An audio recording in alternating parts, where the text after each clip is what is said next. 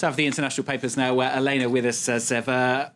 It's obvious, really. It's one story, isn't it? It's the Murdochs. Good day to you. Rebekah Brooks facing questioning. How are the British papers looking forward to it? Particularly, of course, the Murdoch papers. Well, let's start with the non-Murdoch ones. Independent this morning has got Murdochs in the dock on their front page. Slight exaggeration, of course, because they are just being questioned by MPs rather than as part of a criminal inquiry. But the paper does say they could be questioned under oath, which means they would then be liable to perjury charges if anything they say turns out not to be true. The Independent asked its readers online to vote for what questions they would most like MPs to put to those three there.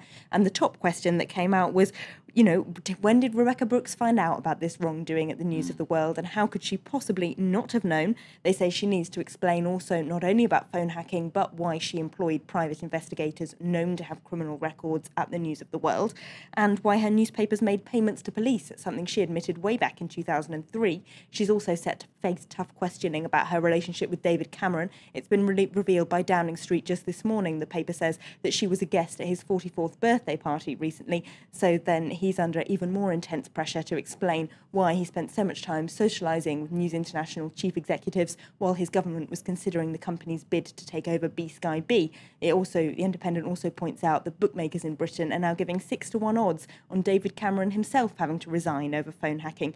So it gets all nearer and nearer to the top. Those readers are also quite keen to find out, the paper says, why James Murdoch authorised the payment of millions of pounds in 2009 as out-of-court settlements to people who'd had their phones hacked by News International. They say, is this hush money? And if so, above all, when did his father, Rupert Murdoch, find out about it? How could he not have been aware of such big payments? And if he was, then that means collusion in possible criminal activity would go right to the top of News International. There's so many intriguing lines, aren't there? And the other new one, which has emerged in the last 12 hours or so, is the matter of Sean Hoare, the former News of the World journalist, found dead at his home last night. He's on the front page of The Guardian. He is. They run an interview on The Inside that was done with him just a couple of weeks ago about his deciding to blow the whistle. He talked to the New York Times about a year ago, and he was the first person to say that Andy Coulson must have known about the phone hacking that went on.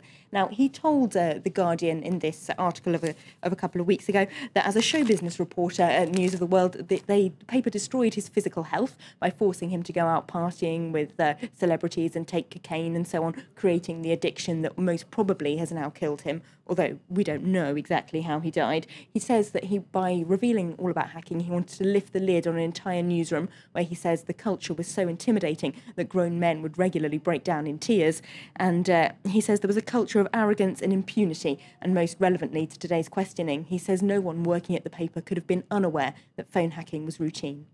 And bizarrely, the Murdoch papers finding it quite difficult to actually get their stories across today because their websites are down. Yes, if we've got the Times here in physical form, and they've got that hacking witness dead as their front page, but the hacking collective LulzSec has managed to pirate the websites of The Sun, The Times and The Sunday Times overnight. The Times still having technical problems. The Sun has managed to salvage their site today, but hopefully we can have a look at what it looked like overnight. It redirected to this fake story saying that Rupert Murdoch had committed suicide.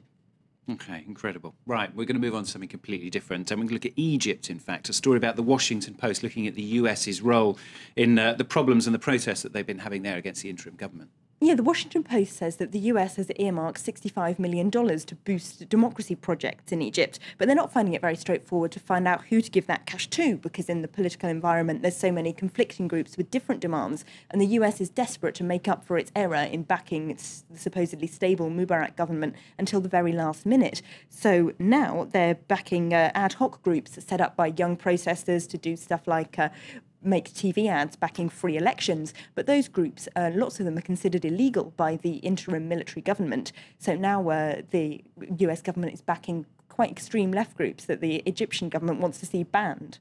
And finally, very quickly, Harry Potter, big film, but viewers in China waiting to see it still. Yes, the Communist Party has postponed the release date by 2 weeks to clear space on cinema screens for a communist epic called The Beginning of the Great Revival, which tells the story of the party's funding. It's meant to encourage young people to be inspired by the example of Mao, but most of them on internet message boards are just hoping the boy wizard takes its place soon. Beginning of the Great Revival. Perhaps it'll come to French screens soon, you never know. Elena, thanks very much. Elena here with the international papers.